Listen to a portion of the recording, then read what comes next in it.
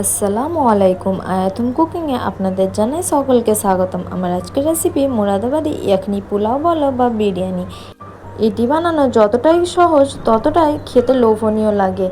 অল্প সময়ের মধ্যেই বাড়িতে থাকা উপকরণ দিয়ে চটজলদি এই রেসিপিটি বা ইয়াখনি পোলাও রেসিপিটি বানিয়ে নিতে পারো। খেতে দুর্দান্ত লাগবে। যারা বিরিয়ানি ভক্ত বা বিরিয়ানি খেতে পছন্দ করো তারা অবশ্যই একটিবার হলেও ট্রাই করে দেখতে পারো। এটি খেতে দুর্দান্ত লাগে, বানানোটাও খুব সহজ। অল্প তেল মশলার মধ্যে খুব সহজে বানিয়ে নিন। একবার বানালে বারবার আবদার করবে বাড়ির লোক, কথা দিলাম। তবে চলো বেশি দেরি না করে রেসিপিটি শুরু করা যাক। প্রথমে আমি একটি মিক্সি জার নিয়ে নিচ্ছি। তার মধ্যে দিয়ে দিচ্ছি 1 টেবিল চামচ পরিমাণ গোটা ধনে, দিয়ে দিচ্ছি 1 টেবিল চামচ পরিমাণ গোটা মৌরি। এবার এটি একটি পাউডার বানিয়ে নেব, তবে ফাইন পাউডার না বানালেও হবে, এরকম একটু গোটা গোটা রাখলেও হবে। এই মশলাটা আমি পোলাওয়ের মধ্যে ইউজ করব। এই পোলাওয়ের মধ্যে একটা সুন্দর গন্ধ আসে এই মশলাটার কারণে। এবার নিয়ে নিচ্ছি আমি চিকেনটা ম্যারিনেট করার জন্য। তার জন্য এখানে নিয়ে নিয়েছি আমি 750 গ্রাম চিকেন। এখানে হাড় সহ আমি চিকেনটা নিয়েছি। এবার দিয়ে দিচ্ছি যে মশলাটা গুঁড়ো করে রেখেছিলাম সেটি। এখানে দিয়ে দিচ্ছি ঝাল, যেই পরিমাণে ঝাল খেতে পছন্দ করবেন সেই পরিমাণে কাঁচা লঙ্কা। কাঁচা লঙ্কাটা এখানে আমি এইভাবে একটু গোটা গোটা পেস্ট করে নিয়েছি, তবে এখানে আপনারা চাইলে চপারের সাহায্যে চপ করেও দিয়ে দিতে পারেন। এবার দিয়ে দিচ্ছি 2 টেবিল চামচ পরিমাণ লঙ্কার আচার। এই লঙ্কার আচারটা আমি বাড়িতে বানানো, আপনারা চাইলে কিনেও ইউজ করতে পারেন। লঙ্কার আচার রেসিপিটি আমি শেয়ার করেছি আমার চ্যানেলে, লাইভ ভিডিওতে আমি শেয়ার করেছি, আপনারা চাইলে যেয়ে দেখে নিতে পারেন। দিয়ে দিচ্ছি 1/2 কাপ পরিমাণ টক দই, আর দিয়ে দেবো 2 টেবিল চামচ পরিমাণ আদা রসুনের পেস্ট। এখানে ঝালের পরিমাণটা আপনারা আপনাদের পছন্দ মতন দিতে পারেন, তবে আমি বলবো এই বিরিয়ানিটা একটু স্পাইসি ঝাল ঝাল খেতে ভালো লাগে। এবার চিকেনটা সুন্দরভাবে ম্যারিনেশন করে নেব। চিকেনটা সুন্দরভাবে ম্যারিনেশন করা হয়ে গেলে আমি রেখে দেবো আধা ঘন্টার জন্য। আপনাদের হাতে সময় কম থাকলে ফ্রিজের মধ্যে এটি সেট হতে রেখে দেবেন 10 থেকে 15 মিনিটের জন্য। এবার আমি আধা ঘন্টা পর ফিরে আসছি। আমি একটি পাতিলের মধ্যে সব কিছু বানিয়ে নেব, তার জন্য আমি একটি বড় সাইজের পাতিল নিয়ে নিয়েছি। দিয়ে দিচ্ছি এখানে পরিমাণ মতন তেল। এখানে আমি 1/2 কাপ পরিমাণ তেল নিয়েছি। তেলটা গরম হয়ে আসা পর্যন্ত অপেক্ষা করতে থাকবো। তেলটা গরম হয়ে আসলে দিয়ে দিচ্ছি এখানে আমি 1 কাপ পরিমাণ স্লাইস করে রাখা পেঁয়াজ। এই রেসিপিতে বেশি পরিমাণ পেঁয়াজ লাগে না, ওই 1 কাপ পরিমাণ পেঁয়াজ হলেই যথেষ্ট। পেঁয়াজটা এবার আমি তেলের মধ্যে দিয়ে ফ্রাই করতে থাকবো যতক্ষণ পর্যন্ত না পেঁয়াজটা বেরেস্তা হয়ে আসে। এখানে সুন্দরভাবে বেরেস্তা করে নিতে হবে পেঁয়াজটা।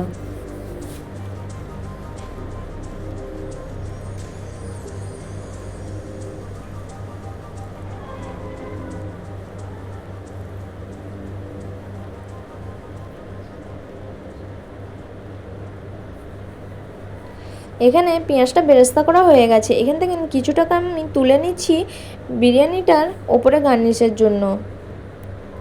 আপনারা চাইলে এখানে পেঁয়াজ বেরেস্তাটাও স্কিপ করতে পারেন ওপরে গার্নিশিংয়ের জন্য। বাকি পেঁয়াজ বেরেস্তাটা আমি তেলের মধ্যে রেখে দিচ্ছি। এবার দিয়ে দেবো কিছু গোটা মশলা। এখানে আছে গোটা মশলার মধ্যে সাজিরা 2 টেবিল চামচ পরিমাণ, একটি জয়ত্রীর ফুল, আর নিয়েছি কয়েকটা তেজপাতা, 4 থেকে 5টা লবঙ্গ, 1 টেবিল চামচ পরিমাণ গোলমরিচ, একটি দারচিনির টুকরো, আর নিয়েছি স্টার অ্যানিস একটি ফুল। এবার তেলের মধ্যে দিয়ে আমি 3 থেকে 4 সেকেন্ডের জন্য এটি ফ্রাই করে নেব, যাতে গোটা মশলার গন্ধটা তেলের মধ্যে ছড়িয়ে আসে। 3 থেকে 4 সেকেন্ড পর আমি দিয়ে দিচ্ছি ম্যারিনেট করে রাখা চিকেনটা। এবার দিয়ে আমি তেলের মধ্যে ভালোভাবে ফ্রাই করতে থাকবো বা কষতে থাকবো। তারপর 2 থেকে 3 মিনিট পর এখানে আমি দিয়ে দেবো স্বাদ অনুযায়ী লবণ। আপনারা চাইলে লবণটা ম্যারিনেশন করার সময়তেও ব্যবহার করতে পারেন, তবে আমি এই পর্যায়ে ব্যবহার করছি। লবণটা দিয়ে ততক্ষণ পর্যন্ত কষতে হবে যতক্ষণ পর্যন্ত না চিকেনের কালারটা চেঞ্জ হয়ে আসে। এই পর্যায়ে আমি কোনো রকম পানি ব্যবহার করব না, পানি ছাড়াই আমি চিকেনটাকে কষিয়ে নেব।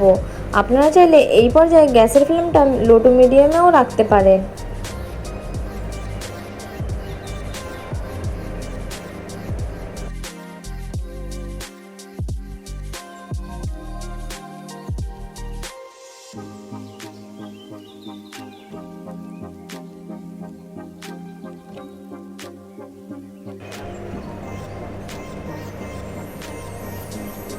এখানে আমি পুরো রেসিপিটি যেহেতু পাতিলের মধ্যেই বানাবো, তাই আমি বড় পাতিল নেওয়ার চেষ্টা করেছি। আপনারাও এরকম বড় পাতিল নেওয়ার চেষ্টা করবেন, তাহলে ভাতটা ঝরঝরে আর একটা একটা হয়ে থাকবে। ছোট পাতিলের মধ্যে ভাতটা সুন্দরভাবে ফুটে ওঠে না, তাই ভালো হয় না। এবার আমি ভালোভাবে কষিয়ে একটি ঢাকনার সাহায্যে ঢেকে রেখে দেব।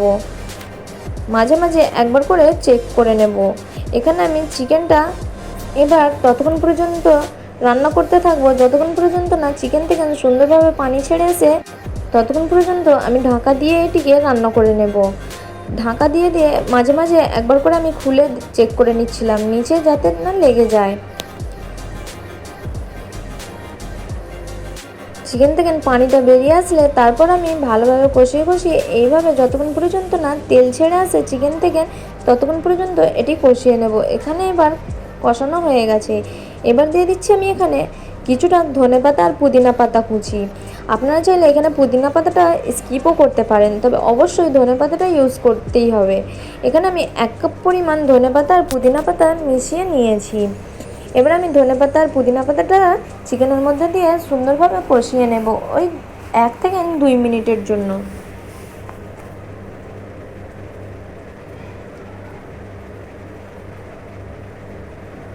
এখানে আমার কষানো হয়ে গেছে। এবার এখানে আমি দিয়ে দিচ্ছি পানি। এখানে অবশ্যই গরম পানিটা ইউজ করতে হবে।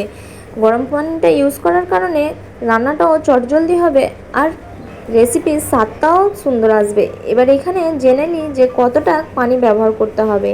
এখানে আমি 750 গ্রাম চাল নিয়েছিলাম। 750 গ্রাম চালের জন্য এখানে আমি পানি ব্যবহার করেছি 1.5 লিটার। পানিটা দিয়ে এবার ভালোভাবে সুন্দরভাবে মিক্স করে নিচ্ছি। এবার চাপা দিয়ে অপেক্ষা করতে থাকবো যতক্ষণ পর্যন্ত না পানিটা সুন্দরভাবে ফুটে আসে। এখানে দেখে নিশ্চয়ই বুঝতে পারছেন যে সুন্দরভাবে ফুটে এসেছে।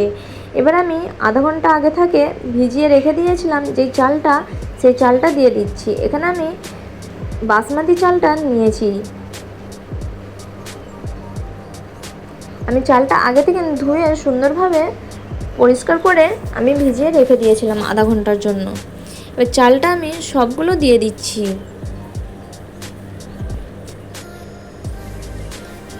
চালগুলো দিয়ে আমি মিক্স করে নেব হাতার সাহায্যে। এইখানে সুন্দরভাবে অল্প হাতে বা আস্তে আস্তে মিক্স করতে হবে, নাহলে চালগুলো ভেঙে যাওয়ার সম্ভাবনা থাকবে আর যেটা ঝরঝরে একদমই হবে না।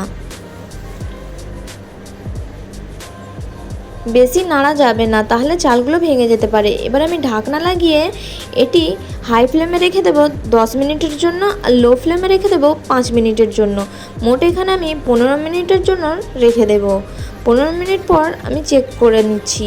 দেখে নিশ্চয়ই বুঝতে পারছেন যে পানিটা সুন্দরভাবে শুকিয়ে গেছে। এবার আমি ওপর থেকে দিয়ে দিচ্ছি বেরেস্তা করে রাখা পেঁয়াজ। আমি আগেই বলেছিলাম যে এই বেরেস্তা পেঁয়াজটা আপনারা চাইলে স্কিপও করতে পারেন ওপর থেকে গার্নিশের জন্য। এবার আমি দিয়ে দিচ্ছি লিকুইড দুধ। এখানে আমি 1/2 কাপ পরিমাণ লিকুইড দুধ নিয়েছি। আপনারা চাইলে আমুল দুধটাও নিয়ে নিতে পারেন গরম পানির মধ্যে গুলিয়ে। এখানে আমি 1/2 কাপ দুধের মধ্যে নিয়েছিলাম 1 চা চামচ পরিমাণ কেওড়া ওয়াটার, 1/2 চা চামচ পরিমাণ রোজ ওয়াটার আর নিয়েছিলাম 1 ফোঁটা পরিমাণ মিঠা আতর। এবার সুন্দরভাবে গুলিয়ে দিয়ে দিয়েছিলাম। অল্প একটু দুধ আমি রেখে দিয়েছিলাম, তার থেকে দিয়ে দিচ্ছি ওতে অল্প একটু ফুড কালার দিয়ে গুলিয়ে আমি দিয়ে দিয়েছি। তবে ফুড কালারটা অপশনাল, আপনারা চাইলে স্কিপও করতে পারেন। এবার 2 টেবিল চামচ পরিমাণ ঘি ওপর থেকে আমি এইভাবে একটু চারিদিকে ছিটিয়ে দিয়ে দিচ্ছি। ঘিটা দিলে এর ফ্লেভারটা সুন্দর আসে আর খেতেও দারুণ লাগে। এই বিরিয়ানিটা যেহেতু চটপটি আর খেতে একটু মুখরোচক টাইপের, তাই একটু ঝাল ঝাল স্পাইসি ভালো লাগে আর খুশবুদার। এবার আমি ঢাকা দিয়ে আবারও দমে রেখে দেব 10 মিনিটের জন্য লো ফ্লেমে।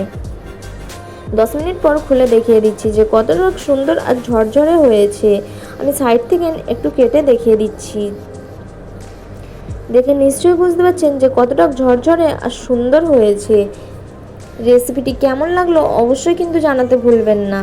এবার আমি একটি প্লেটে বেড়ে নিচ্ছি।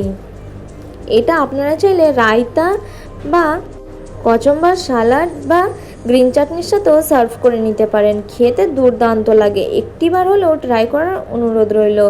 একবার খেলে ভুলতে পারবেন না।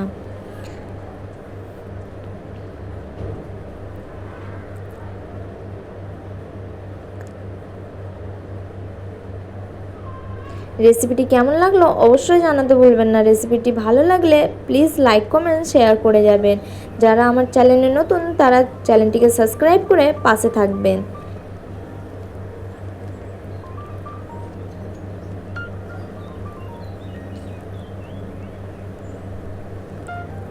এখানে এবার আমি শেষ করলাম। রেসিপিটি ভালো লাগলে প্লিজ আবারও বলছি চ্যানেলটিকে সাবস্ক্রাইব করে লাইক কমেন্ট শেয়ার করে যাবেন। আল্লাহ হাফেজ, আবার দেখা হচ্ছে নেক্সট রেসিপিতে।